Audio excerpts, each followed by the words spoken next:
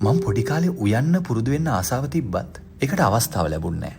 ඒක නිසා මම ජොබ් එක කරන්න පටන් ගත්තට පස්සේ ගොඩක් වෙලාවට එළියේ කඩවලින් තමයි කන්න බොන්න පුරුදු වෙලා හිටියේ. අධික තෙල් සහිත ආහාර, විවිධ කෘත්‍රිම රසකාරක දාපු ඔය පෙර හදලා තියෙන කෑම වර්ග, සීනි ලුණු වැඩිපුර තියෙන කෑම, කෘත්‍රිම බීම වර්ග බොන්නත් මම පුරුදු වෙලා හිටියා. රැට වැඩ කරද්දී නිදිමත ගතිය අඩු කරන්න කියලා කැෆේන් තියෙන කෑම බීම ගන්නත් පුරුදු වෙලා හිටියා.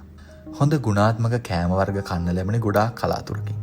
කාලේ ටික ටික ගෙවෙද්දි මට දැනුණා වැඩ කරද්දී ඇඟට මහන්සි ගතියක්, ශරීරයේ දුර්වල බවක් වගේ තේරුණා. මම ළඟම තියෙන සෞඛ්‍ය මධ්‍යස්ථානයට ගිහිල්ලා පරීක්ෂා කළා. එතකොට තමයි දොස්තර මහත්තයා කිව්වේ පෝෂණ ගුණය රහිත කෑම පිට ආපන ශාලාවලින් ගන්න එක ප්‍රධානම හේතුවක් කියලා මගේ සෞඛ්‍ය පිරිහෙන්න. මගේ සෞඛ්‍ය නැවත ගොඩනගන්න ඕන දේවල් මට දොස්තර මහත්තයා කියලා දුන්නා. ඒ කියන්නේ හැකි හැම විටම වතුර දිනකට අවශ්‍ය ප්‍රමාණය බොන්න කිව්වා. විවිධ පළතුරු කන එක, පලා වර්ග, විවිධ පාට සහිත එළවලු වර්ග, තඹපු බත් එක්ක සමබල ආහාර වේලක් ගන්න උපදෙස් දුන්නා. මං විතරක් නෙමෙයි, මගේ පවුලේ අයත් එක්කත් හොඳ ගුණාත්මක කෑම බීම අනුභව කරන්න පුරුද්දක් කරගත්තා. ගොඩක් ලෙඩ රෝග වළක්වා ගන්න අපේ ආහාර පුරුදු ගොඩක් වැදගත්.